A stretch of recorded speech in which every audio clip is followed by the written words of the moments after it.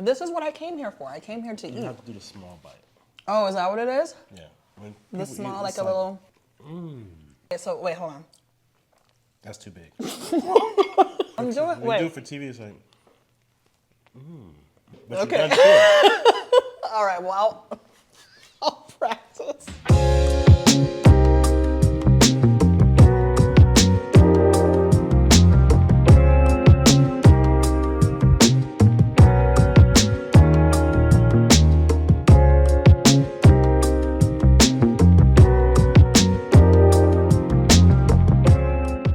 So tell us who you are, please. I am Joseph L. Perry III, Executive Chef at the Claremont Club and Spa, a Fairmont hotel here in Berkley, California. And what do we have here? This, I know what this is, but tell everybody what this beautiful piece of art is. With this amazing piece of art, this I'm obsessed modern with day this. Picasso. I'm doing this already. Yeah, there you go.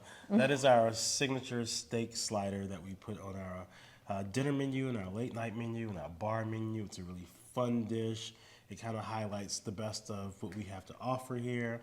We have a lovely steak program at the restaurant, so we take this beautiful prime rib, shave that down with a little Fiscalini cheddar, black garlic aioli. Oh my God. And it's sandwiched in between our house-made Parker House rolls. So we love it. It's absolutely gorgeous. All right, you want to cut it open for us?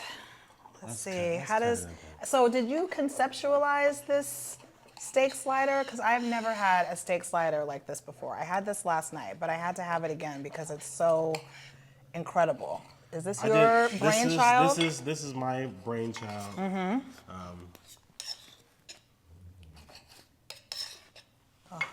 Thank you. Which How do you improve upon the Greatness. steak slider? Exactly. That's how I feel. Like my favorite sandwich in the world is any kind of cheese steak, Philly cheese type of situation. Basically beef and cheese and some type of bread. So how do you make it how do I make better? this? How do I make this better? You probably make it smaller. Oh, really? As opposed to the big, greasy, I the size of a newborn. I think that the general consensus is people love it. But how do I get this for a group of 20? So we do petite steak sliders for our event menu at the restaurant. So you can have the cutest little steak slider canapes.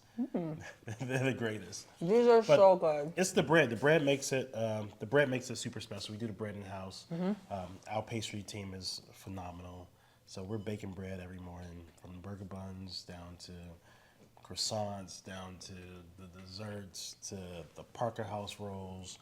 And that's what this is, right? This is the Parker House roll, but just giant. It's an oversized Parker House roll. Right. So most repurposed restaurants, for this. you'll see a Parker House roll in the smaller format, but we just said we're just gonna take it up a notch and make it a little bit bigger, make it stand out. So if you came to the restaurant, Limewood, you would have the Parker House roll and it's served with our bone marrow butter. So that was kind of a dish that we started, and early on it didn't catch on.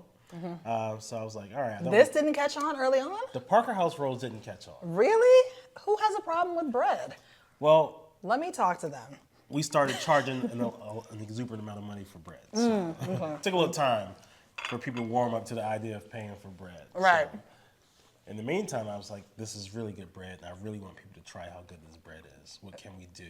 It's so Hey, good. not to upset the pastry team who had to make this bread every day, but how do we get the consumers involved into this process? So I was like, let me just make this steak sandwich, because Oh my God, it's what else? so what good. else would I want? So how long have you been at the Limewood? So I've been at Limewood Bar and Restaurant for 4 years. I actually started March 9th, 2020. I moved here directly from Atlanta, Georgia, born and raised in Washington, D.C. But it's been a interesting ride, right? We were able to kind of start in the midst of the world shutting down, rebuild the restaurant, rebuild the clientele, and really hone in on what we wanted to do food-wise with the restaurant. So me having the autonomy to create the menu in the way that I see that the community can embrace it was very important to me. So that's kind of my jam there. How does that translate when you talk about, making a menu that the clientele can kind of jive with? What does that process look like for you creatively? Especially when you're in a shutdown mode and you don't really know what you're going to have access to and when it's going to get to it. Like, how does that affect creativity? Well, actually put you in an ultra creative space. This is the time you're going to talk about how many sourdough videos that were going through on social media at the time. But it just put me in the realm of, what am I good at? Like, how can I be better? Because I was a new chef, so it's really introducing myself to a community of people that I haven't met, they haven't tasted my food before, but that was the perfect medium for me to do it because it was almost like we had a new restaurant. It was the first time that it had opened, so it was kind of that pre-opening phase, so working through the kinks, having a smaller menu to build up to a larger menu, and then being able to understand the palate of the consumer that was walking through. Yes, we are in a hotel space, so we get a lot of transient guests, but what the local community consumed was more relatable for me, so you can really just feed to the community. So me being out in the community, living in Oakland, just going around, talking to people, getting an understanding of what they like to see and what they like to eat helped me a lot when it came to developing the food style for Limewood. And what do you think that they do like to eat and like to see? What is the food culture out here? I always find it interesting because it varies by city, by region. It does vary, and this is, I would say, it's a very progressive food state as a whole, California. Right. But Oakland and San Francisco, I mean, they have some of probably the most Michelin restaurants in the country in this 15-mile radius. Yeah. And I think that's the part that we enjoy. We have a strong Asian community here, strong African American community here, strong Latino demographic here. So for us, when I came here, it's like, I have Southern roots, I have Southern background, and it's like, all right, what is the cuisine in Oakland, right? And like, one of the first things that pop up is soul food. And that hits on so many levels, just not the African American community, but the soulful Asian dishes, the soulful Hispanic Latin dishes, the soulful African American dishes. And you combine that that thought process, and when you put dishes together, you can touch a larger melting pot. Being at this hotel, you're also able to elevate it. So we present simple dishes in an elevated fashion, so it doesn't have to be the most expensive ingredients to elevate the dish, but it's more so of the care and the process in making this dish and putting this together in front of you. Like, how simple is a steak sandwich? Yeah. But when you do it in this form, like, all right, we're making this bread, like, we're taking 3 or 4 hours to roast a prime rib, to shave that the next day, to making the mushroom escabeche, to putting this together for you. So simple dish, 2-day process. Wow, that's what's so amazing about stuff like this, is that it does feel very accessible and somewhat, maybe not simple, but classic. But the fact that it involves that long of a process to get to this. What is like the best wine pairing with like a steak sandwich like this? You can go. This is a big steak sandwich, so you can go with a cab, you can go with a peanut. A nice full body girl. Full body. I would definitely do a cab with this. That sounds amazing, actually. This is a cab right here. I keep It's grabbing rich. for it. It has the volume to stand up to the large boldness of a cab. You know what?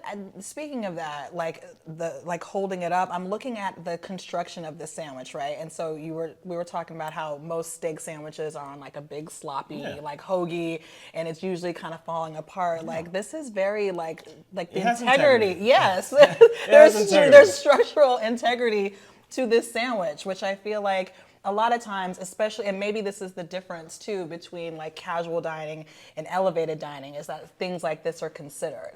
It's the process. It's weighed out. Is it weighed out? Yeah, of course, right? Because it has to be the same amount of steak every time. The same amount of steak every time. So this is weighed out. So there are a lot of things done with intention. Again, just the nature of the bread itself assists in that. Like, it's not a thin piece of bread, so it's thick enough to hold up to the steak and anything that the steak can drip down into the bread and all that goodness that comes along with it. And it just soaks up all like the grease and juice. It still has the integrity to hold up and be firm when you need it to be. This is exactly how a sandwich should be made, this perfectly. Okay, let's work backwards.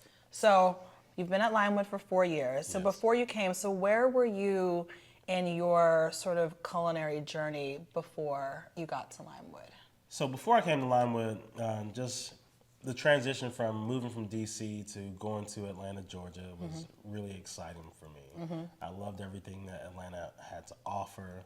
And then once my time was up, there was this thought process: do I go back home and just be comfortable and safe and secure because that's what I'm used to? Or do I take this next challenge of, hey, I already moved away once, let me try it again. I wanted to do California because, again, it's a more progressive food scene. There was dreams of Michelin stars and things like that. I was like, all right, I can push it here, and I'm not going to have to worry about pushback, right? So just because, again, I think the people are more thought-provoking when it comes to food. Like, simple things are cool, but they're willing to kind of take it to the next level. So experimentation is maybe more encouraged in California than maybe it would be in Georgia, which is not to say that like Georgia doesn't have Georgia has a great food scene. Amazing food scene. But I think I understand where you're going with that, which is such an interesting thing to consider, like as a chef, you know, sort of going to the places where you can grow and evolve. Yeah, and it's grow and evolve, and it can be being true to yourself as an artist. It's like, this is an art form, so what is the best place I can do my work? I think that was really the deciding factor for me to come to California, is where's the best place outside of DC that I can go and be my creative self and express it through the medium of food. And when did you first really sort of fall in love with the idea of not just like preparing food, but taking food in this really creative direction that's like an expression of yourself?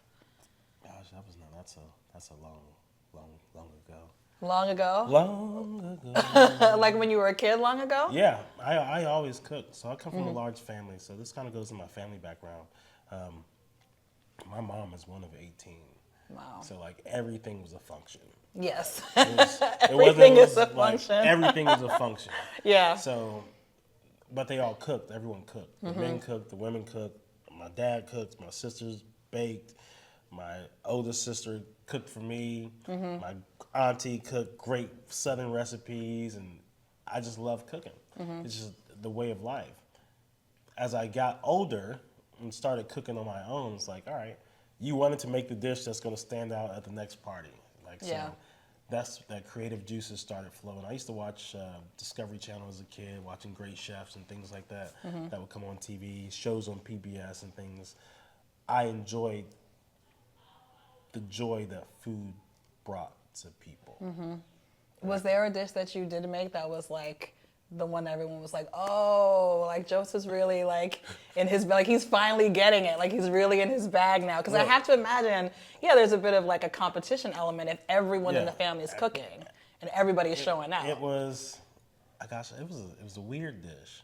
What was it? It was cinnamon chicken. Cinnamon chicken? Yes. Fried chicken? Baked chicken? No, it was like a roasted chicken. Okay. But I did a cinnamon spice. So in my head, like as a kid, like if you had something that was flavored cinnamon, it was hot. So I was like, oh, I can do like these spicy cinnamon chicken. Because if you had cinnamon candy back then, it was like, it was hot. It's going to burn your mouth. Yes, okay. So like Big Red Yeah, even. like It's that like was the thought process. Like, oh, I'm about to set y'all on fire with this cinnamon chicken.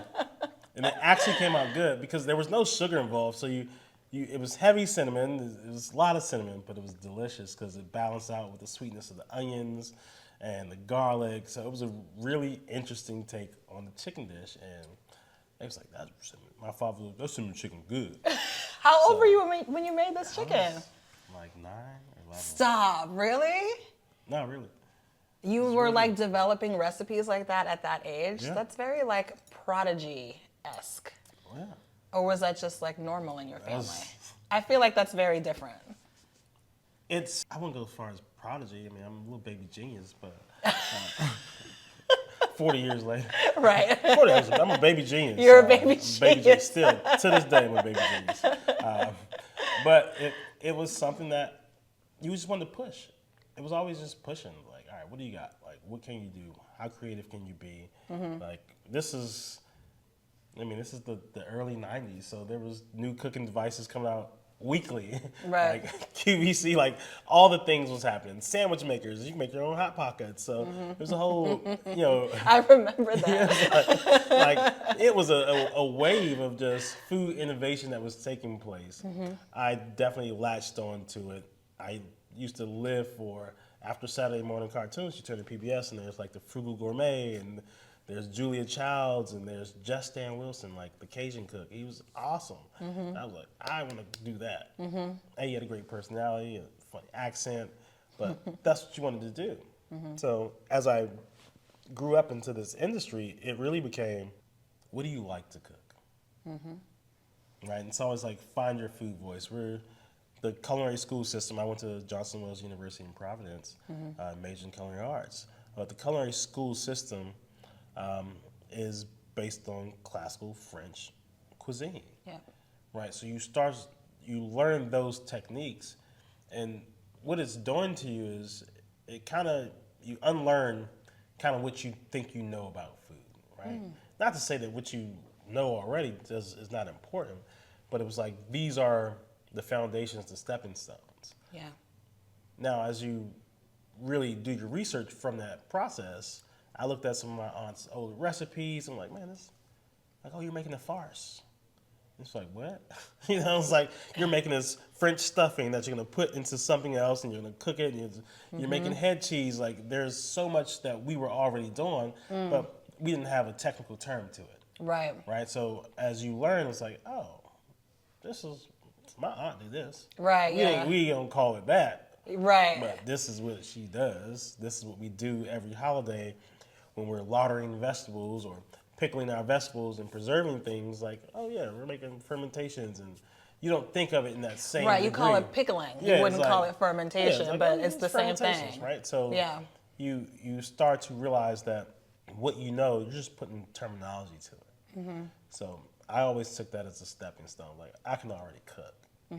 I just needed a base level. It's like, all right, get these mother sauces out the way, and I can go from here. I can take all these steps and these nuances of French cuisine and tie them into what I already do and what I love to do. And I think that was always the best part for me, was understanding that I already know what I'm doing. This is just giving me a better foundation to kind of build upon.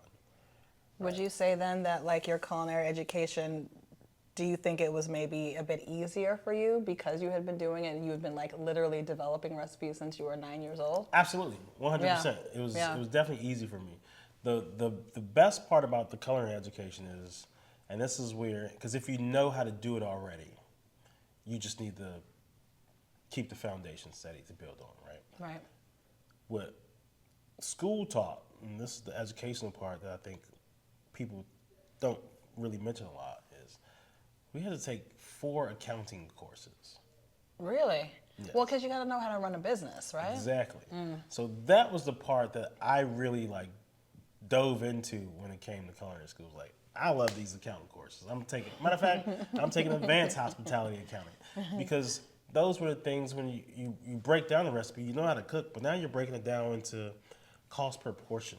Right. So you're taking it to a deeper level. You start to understand the nuances of not just the food, but how to run the business. Yeah. And that's what I always wanted to strive for. I want to be a great business operator as well as a great chef.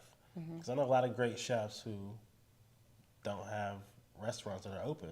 They can cook great, but they're poor business people, right? So I wanted to have both in my wheelhouse, because I think that's important to me for longevity in this business. Yeah. Like, so you have to understand both sides of it. That's very smart. What would you say is, like, a dish that you make that best, like, encapsulates who you are? Whether it be on the Limewood menu or not. Do you think that there's something that you make that, is it cinnamon chicken? No, God no. What happened to that recipe? Archives. Yeah. Archives.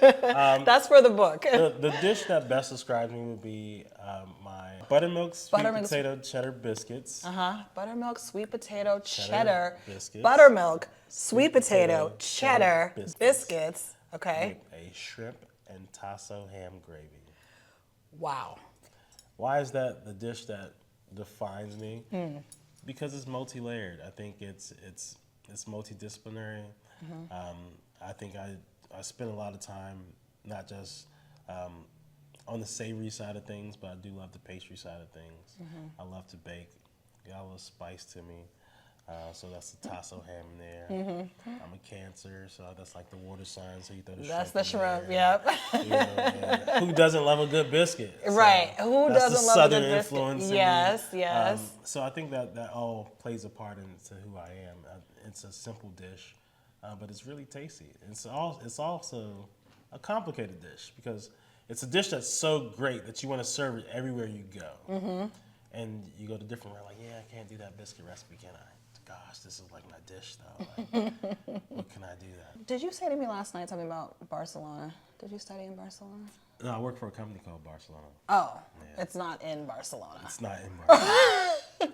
Oh, wait, you had told me that you worked for Williams Sonoma. I worked for Williams Sonoma in college. Yeah. At the actual... I worked at Williams Sonoma at Providence Place Mall. Yep. in Rhode Island, and I loved it so much. I was there. I worked for Williams Sonoma for 7 years. So Did you do through college and after college, I was a manager.